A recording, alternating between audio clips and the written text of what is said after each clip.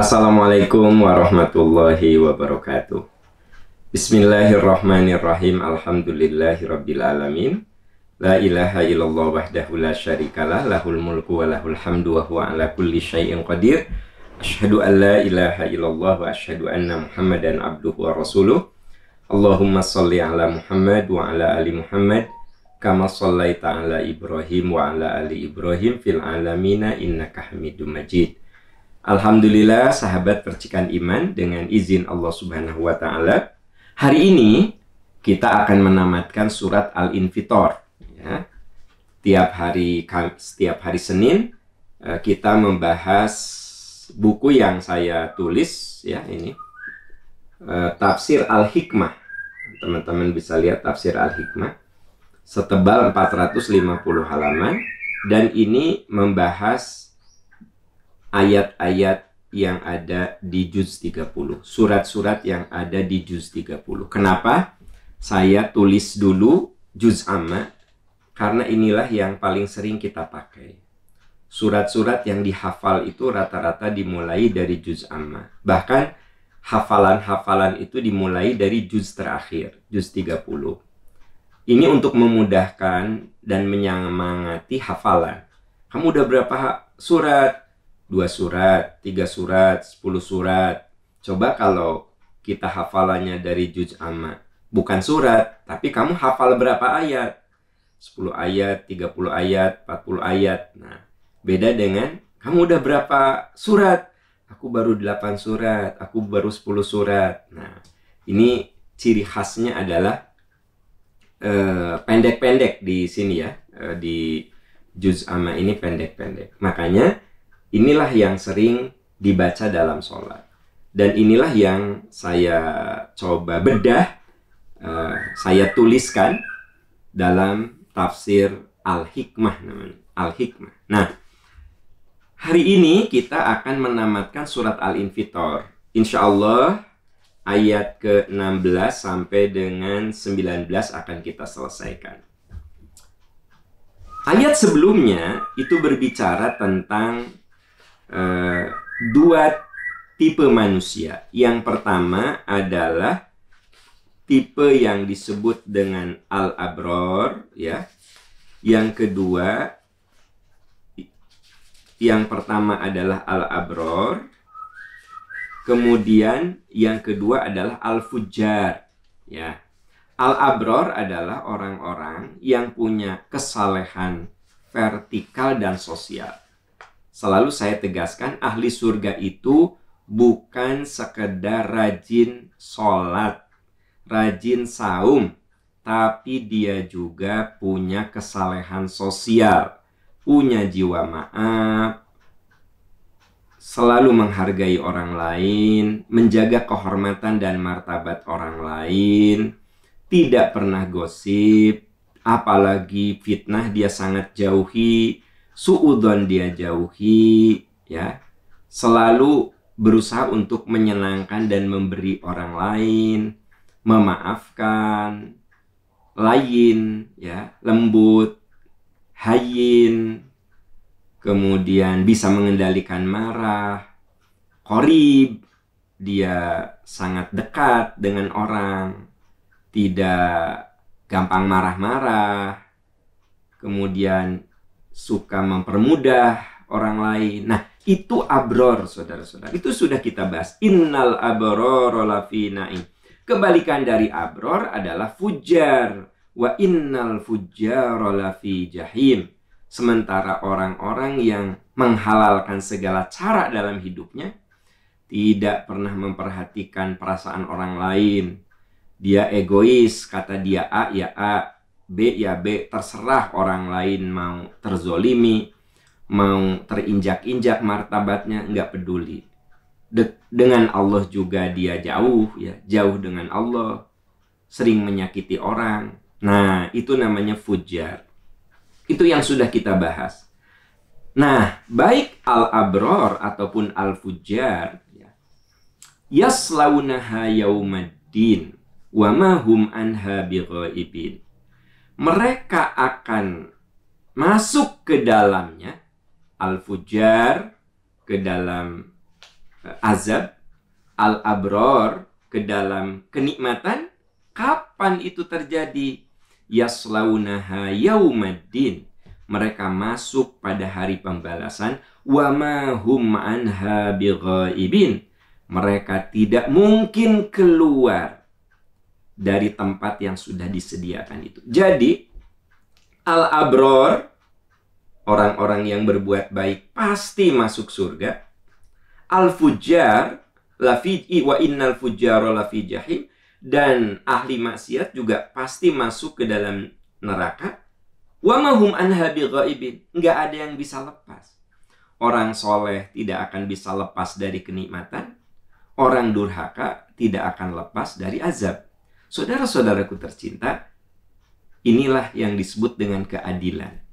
Kenapa Allah menyediakan surga? Kenapa Allah menyediakan neraka?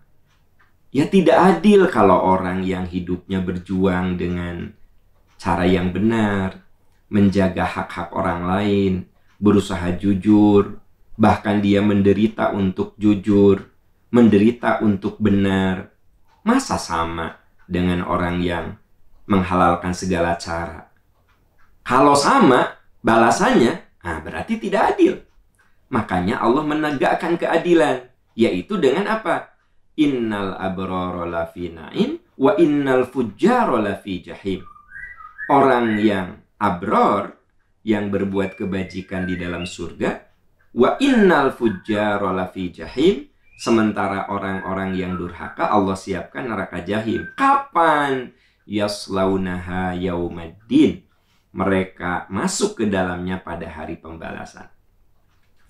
Di dalam surat Al-Fatihah, adanya hari pembalasan itu diulang-ulang oleh kita. Sebenarnya untuk mengingatkan bahwa apapun yang kita perbuat, itu tuh ada balasannya. Makanya di Al-Fatihah kita selalu mengulang-ulang. Alhamdulillahirabbil alamin, Ar-Rahmanir Rahim, Maliki Yaumiddin. Maliki Yaumiddin, Yaumid. Kebayang gak sama Anda, teman-teman? Sehari 17 kali minimal kita ulang Maliki Yaumiddin, Maliki Yaumiddin. Engkau ya Allah penguasa hari pembalasan. Engkau ya Allah penguasa hari di mana tidak ada penguasa selain Engkau ya Allah. Maliki Yaumiddin. Itu tuh kita ulang-ulang biar kita sadar bahwa ucapan kita, perilaku kita, itu tuh pasti ada balasannya. Yaslaunaha yaumaddin wa ma hum anha bighaibin. Mereka tidak bisa lepas dari hari pembalasan itu. Nggak bisa lepas. Kalau di dunia, ya pengadilan dunia itu kadang tidak adil dan mungkin sering tidak adil.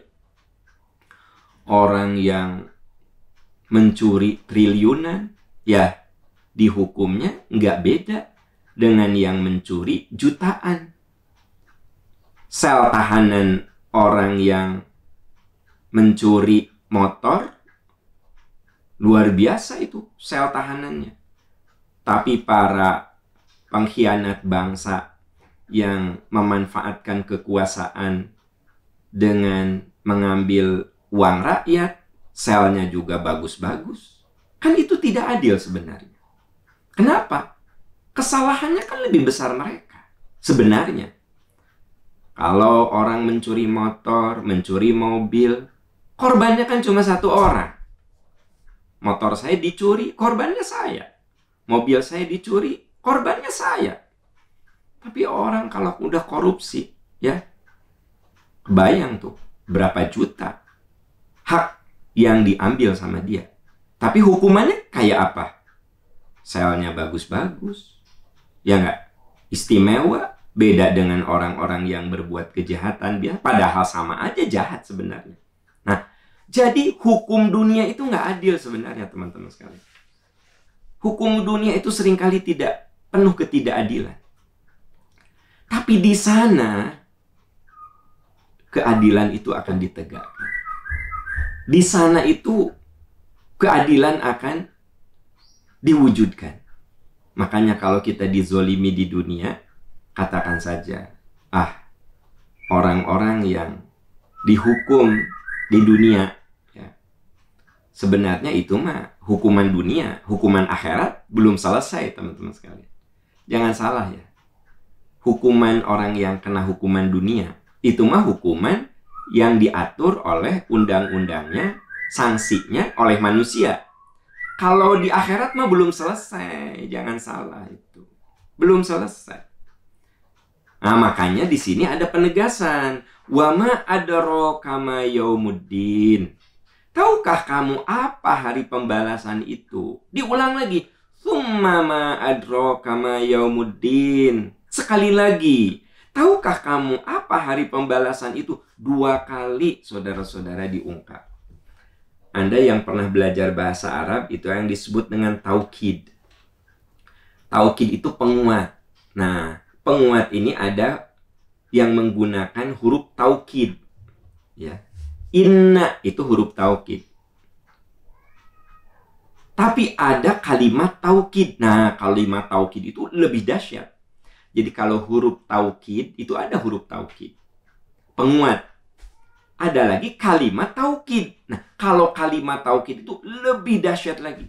Seperti yang ada di sini. Ini namanya kalimat taukid. Diulang. Wa ma adraka ma yaumuddin. Tsumma ma adraka ma yaumuddin. Tahukah kamu apa hari pembalasan? Sekali lagi. Tahukah kamu apa hari pembalasan? Nah, sampai ada kalimat sekali lagi ya. Nah, gitu.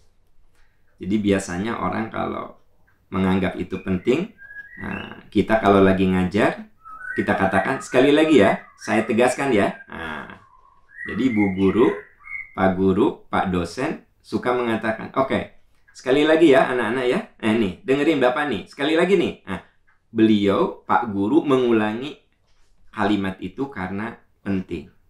Nah, Allah berfirman, "Wa ma adraka ma yaumuddin, tsumma ma adraka ma yaumuddin." Tahukah Anda apa itu hari pembalasan? Ya. Hari pembalasan itu apa? Sekali lagi ya. Nah, tsumma di sini kemudian, maksudnya sekali lagi. Tahukah Anda apa hari pembalasan? Ayat 19 itu pengunci dari surat Al-Infitor. Yauma la tamliku nafsul li nafsin syai'a wal amru yauma idzil lillah. Jadi kalau kita bertanya hari pembalasan itu apa sih? Hari ketika seseorang sama sekali tak berdaya menolong orang lain. Boro-boro menolong orang lain, dia tak berdaya menolong dirinya sendiri. Wal amru yauma idzil lillah. Segala urusan pada hari itu milik Allah Subhanahu wa taala. Ini penting, saudara-saudara. Coba Anda perhatikan. Ketika kita membaca Fatihah, tidak dijelaskan yaumuddin itu hari apa. Pokoknya gini, Maliki yaumiddin. Ya Allah, Engkau pemilik segala hari pembalasan. Ar-Rahmanir-Rahim, Maliki yaumiddin. Engkau raja. Engkau penguasa, engkau pemilik hari pembalasan. Ayat berikutnya, ihdinas siratal mustaqim. Nah, di ayat itu, di Al-Fatihah tidak dijelaskan. Yaumuddin itu apa? Penjelasannya ada di sini, teman-teman sekalian. Wa ma adraka ma yaumuddin. Tahu nggak hari pembalasan itu? Tsumma ma adraka ma yaumuddin. Sekali lagi, tahu nggak hari pembalasan itu? Yauma la tamliku nafsu li nafsin syai'a wal amru yauma idzil lillah. Inilah penguncinya. Hari di mana seorang tidak bisa menolong orang lain. Urusan semuanya ada pada Allah Subhanahu wa taala. Saudara-saudaraku sekalian, ya, kalau kalau kita lihat juga di surat lain, surat Abasa itu mirip. Surat Abasa. Di ayat 33, saya ingin menunjukkan bahwa antara satu ayat dengan ayat yang lain itu selalu ada munasabah. Munasabah itu korelasi. Makanya kalau kita belajar ilmu tafsir, ada yang disebut dengan ilmu munasabatil ayat. Ilmu yang membahas korelasi antar ayat. Ya, kalau kita belajar ilmu tafsir. Nah, saya ingin tunjukkan munasabatul ayat itu seperti apa, ya. korelasi antar ayat itu seperti apa? Nah, contoh yang ini. Saya hubungkan Yaumiddin itu di surat Al-Fatihah, ya. Maliki Yaumiddin, Engkau ya Allah penguasa hari pembalasan. Tidak ada penjelasan kan? Hari pembalasan itu. Nah, di surat Al-Infitor yang sedang kita bahas, ayat 17, wa ma adraka ma yaumuddin. Tahu nggak apa itu hari pembalasan? Tsumma ma adraka ma yaumuddin. Sekali lagi, tahu nggak hari pembalasan? Hari pembalasan itu yauma la tamliku nafsun li nafsin syai'a. Ketika seorang sudah tidak bisa menolong orang lain. Seorang tidak bisa menolong orang lain. Dan semua urusan wal amru yawma idzilillah. Nah, apa yang dimaksud seorang tidak bisa menolong orang lain? Nah, di surat Abasa, Anda lihat surat Abasa ayat 33, ada penjelasan lagi.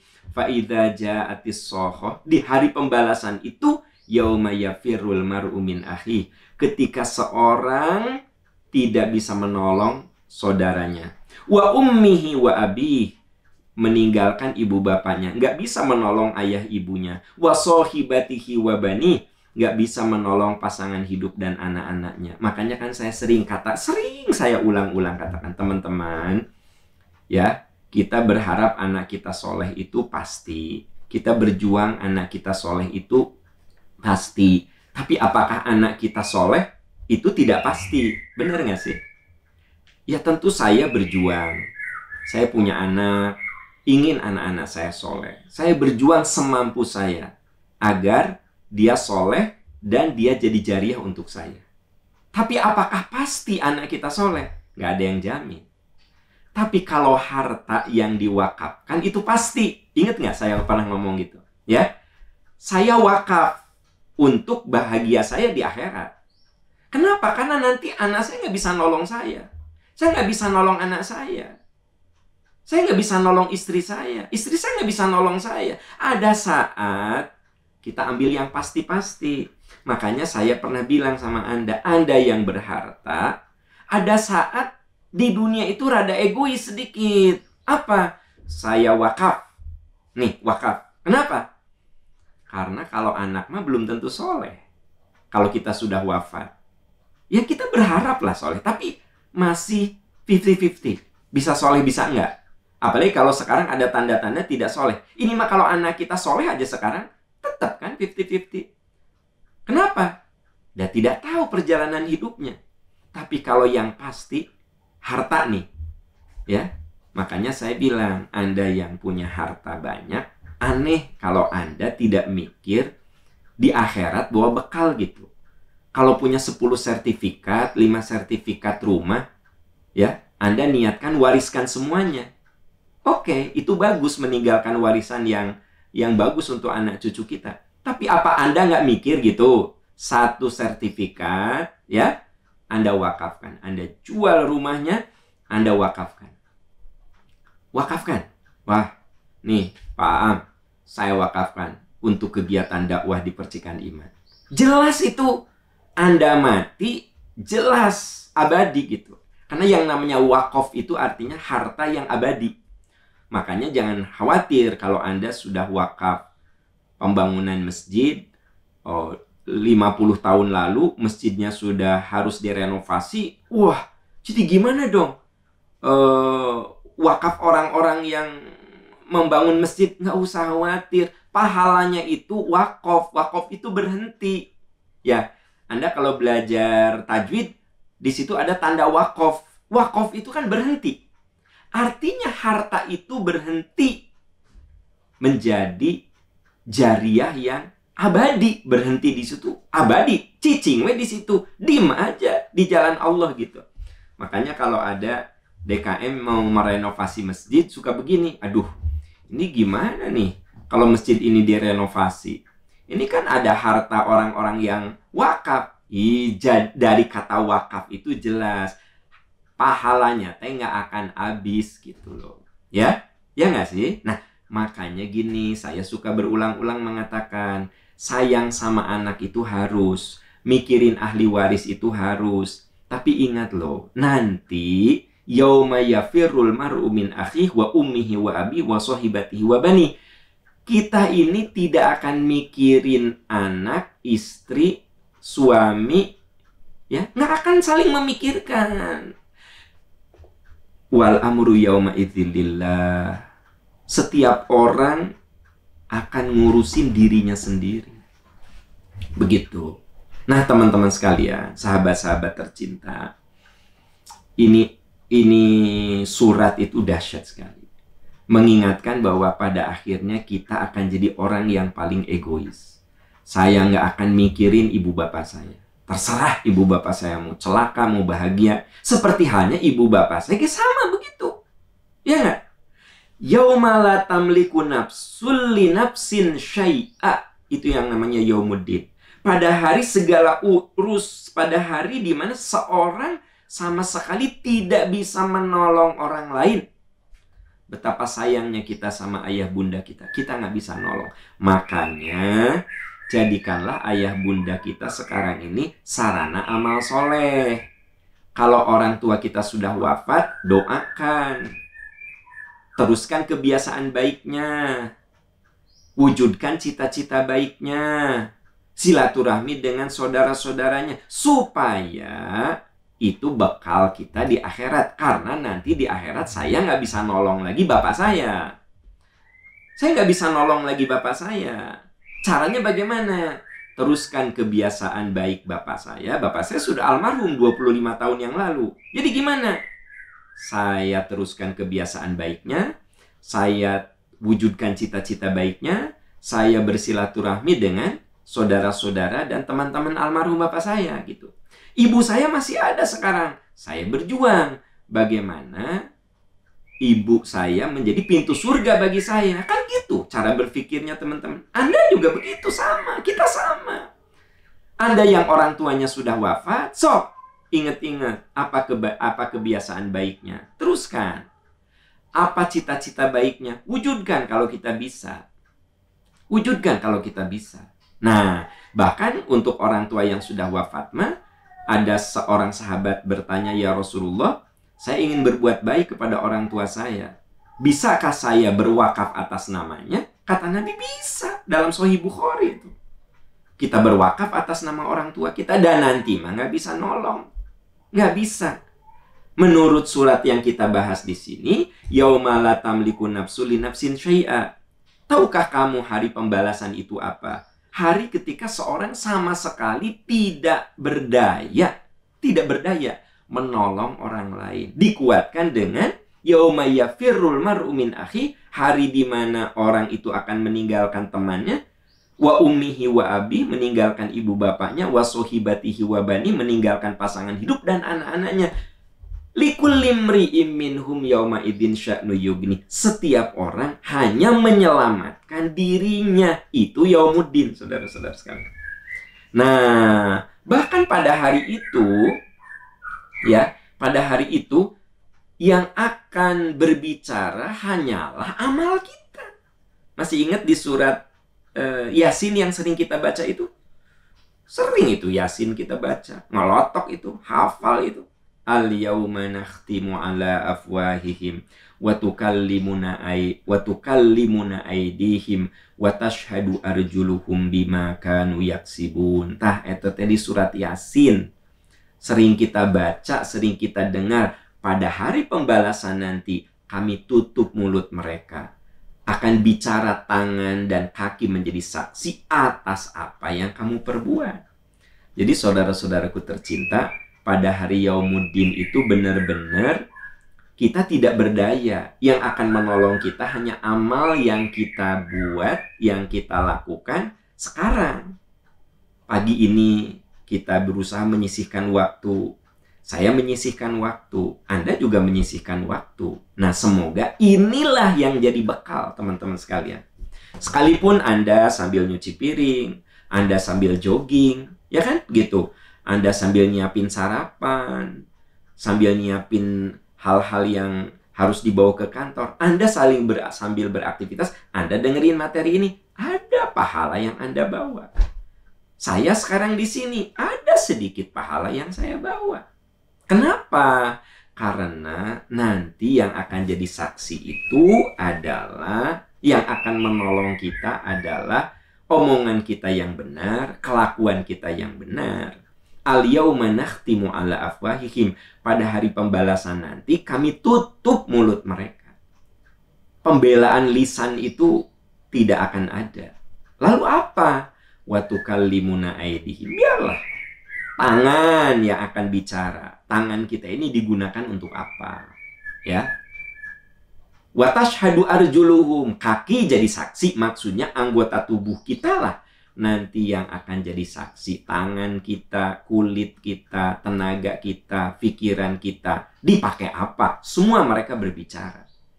Bapak, Ibu, saudara-saudaraku tercinta. Nah, dikuatkan lagi dengan al-insyiqaq. Nah, jadi karena ini juz amma ya, jadi saya akan hubungkan munasabatul ayat nih, nyari dulu yang ada di wilayah juz amma gitu loh. Dalam surat al-insyiqaq, ya ayyuhal insanu innaka kadihun ila rabbika kadhan famulaki. Wahai manusia, kamu bekerja keras. Ujungnya kamu bakal balik ke aku. Gitu. Ya. Coba teman-teman. Tiap hari kan kita bekerja ya. Ya nggak sih? Ibu rumah tangga bekerja, mengurus rumah tangga. Bapak bekerja, pergi pagi, pulang sore, kalang malam. Ya. Anak-anak kita bekerja, belajar, ngerjain tugas, skripsi, tesis. Semua orang itu innaka kadihun ila rabbik. Kamu itu berusaha dalam hidup. Tapi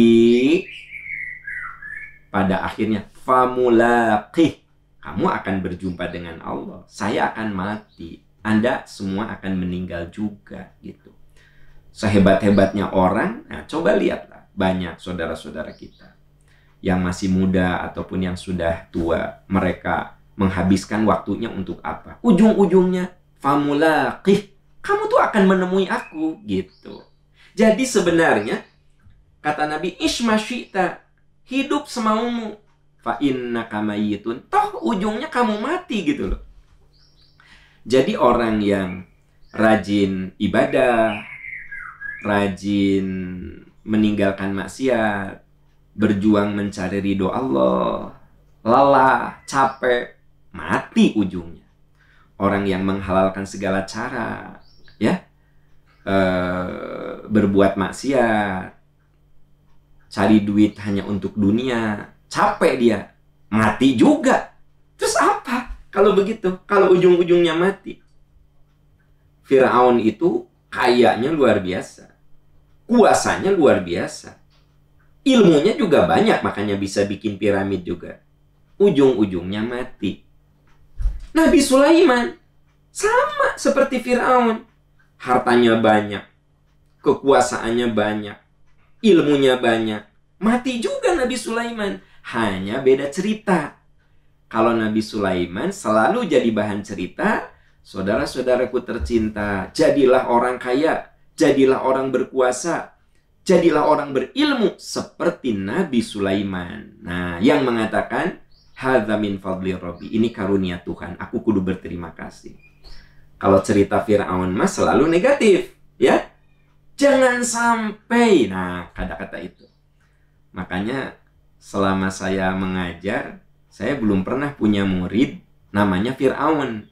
Tapi kalau Sulaiman mah banyak. Oh, Bapak Ibu yang jadi guru, pernah nggak diabsensi nama Firaun gitu? Nggak ada. Kenapa? Udah beda cerita saudara-saudara. Tapi kalau Sulaiman kan banyak. Sulaiman gitu. Nah jadi saudara-saudaraku tercinta, ujungnya kita akan pulang sih. Terus kita mau bawa apa gitu loh ya. Anda yang berilmu gitu, kalau ilmu cuma untuk ilmu, sayang sekali kan. Ya enggak? Ilmu Anda ilmuwan hebat. Nah terus untuk apa itu ilmuwan hebat? Maka kudu menjadi kemaslahatan. Ya nggak sih? Nah, Anda pengusaha hebat. Kalau cuma sekedar pengusaha jadi pengusaha, terus apa? Gitu loh. Ya nggak? Nah, Anda yang punya kekuasaan, jabatan, apalagi jabatan, nah, ada batasnya. Anda jadi direktur juga ada batasnya, Anda jadi presiden juga ada batasnya, Anda jadi gubernur juga ada batasnya. Apalagi itu, ada malah orang ketika punya jabatan justru digunakan untuk sewenang-wenang, untuk kemaksiatan. Sayang sekali. Kalau kita lagi punya jabatan, gunakan untuk membela agama Allah. Gunakan untuk membela agama Allah. Sebab pejabat yang maksiat dengan pejabat yang soleh, ujungnya sama. Ujungnya sama apa? Selesai jabatan itu. Hanya mungkin nanti ceritanya beda, sejarahnya beda. Jadi kita ini sedang menciptakan sejarah, saudara-saudara sekalian. Itulah yang dikatakan oleh Nabi Sulaiman, waj'al li lisana sidqin fil akhirin. Ya Allah, jadikan saya bahan pembicaraan baik kalau saya sudah tidak ada. Pembicaraan baik tentang kita nggak mungkin terjadi kalau kita tidak menciptakannya. Kalau kita menjadi ayah yang zalim, menjadi ayah yang tidak jadi panutan anak, menjadi ayah yang otoriter, mati kita. Beda cerita. Dengan kita menjadi ayah yang amanah, ayah yang penuh kasih sayang, ayah yang memberikan teladan, mati juga. Yang beda apa? Beda cerita. Jadi kita ini tinggal sedang berbicara cerita macam apa yang akan kita tinggalkan. Cerita macam apa? Sejarah macam apa yang akan kita tinggalkan, saudara-saudara. Hidup itu pilihan. Nah, makanya Allah katakan di sini, ya ayyuhal insanu innaka kadihun ila rabbika kadhan famulaqih. Wahai manusia, kamu bekerja keras, tapi ujung-ujungnya kamu bakal balik kepada aku. Ya. Makanya di ayat lain dikatakan kullu nafsin dha'iqatul maut. Setiap manusia ujung-ujungnya mati.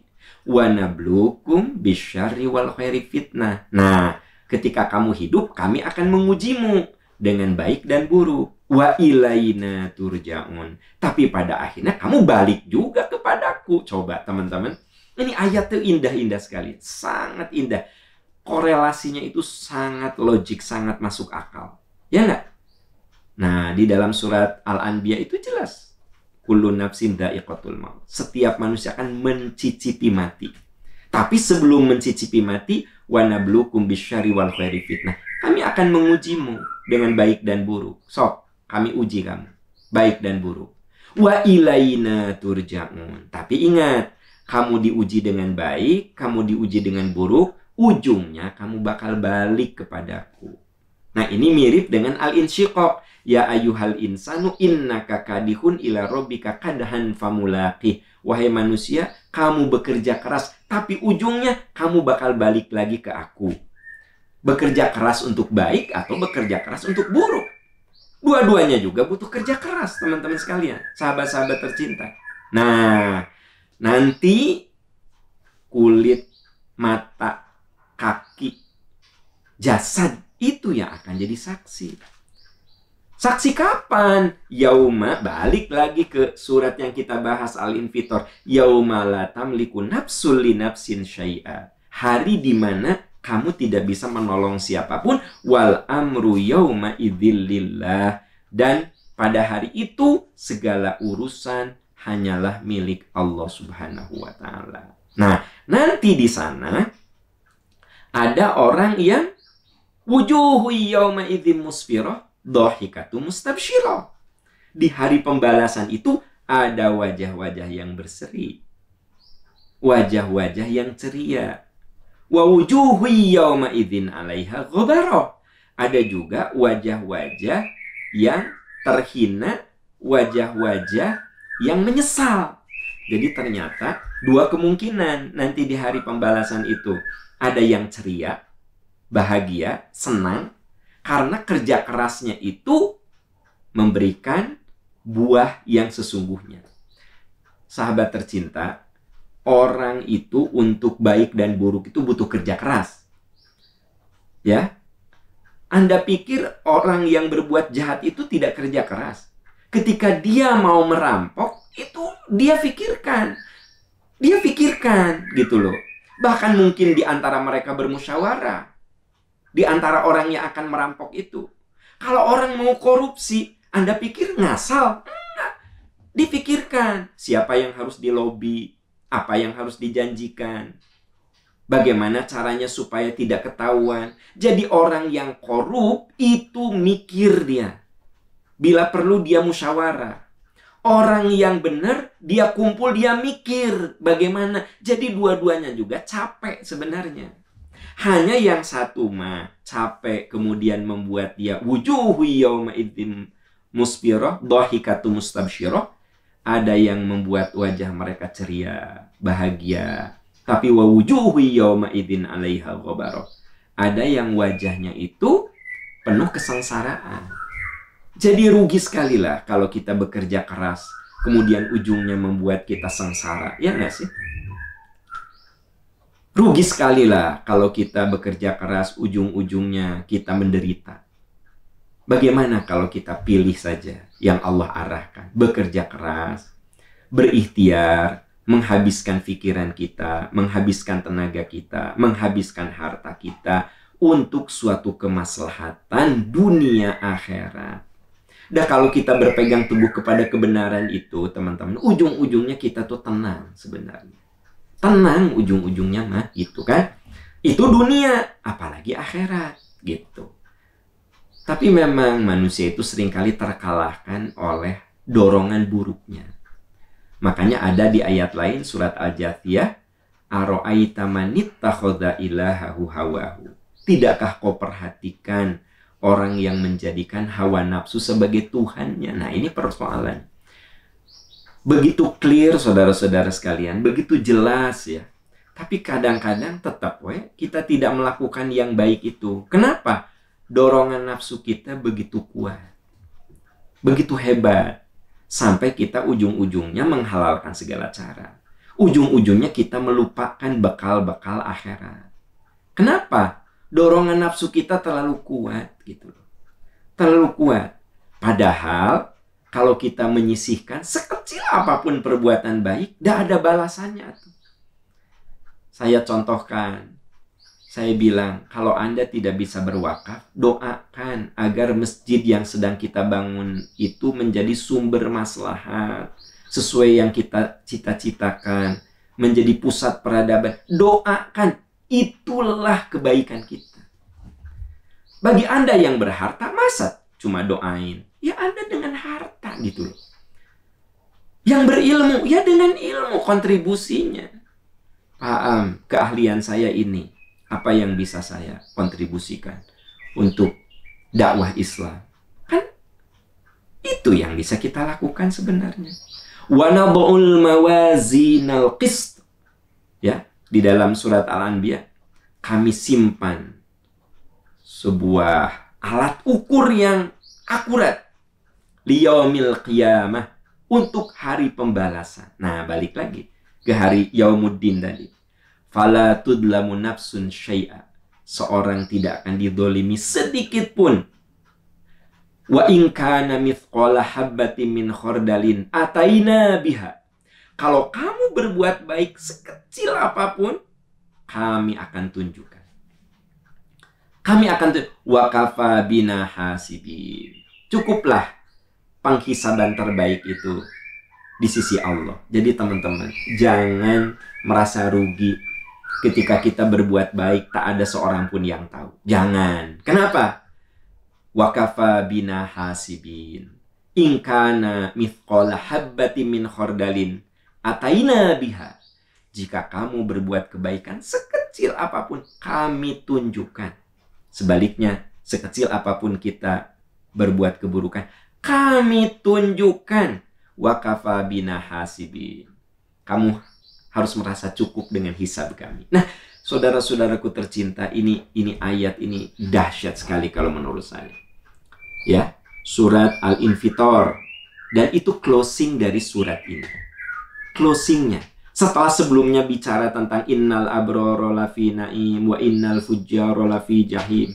Orang-orang yang berjuang dalam kebaikan, dia akan mendapatkan kebaikan. Orang-orang yang berjuang untuk keburukan, dia juga akan mendapatkan keburukan. Kapan itu? Wa ma adraka ma yaumuddin. Kapan itu?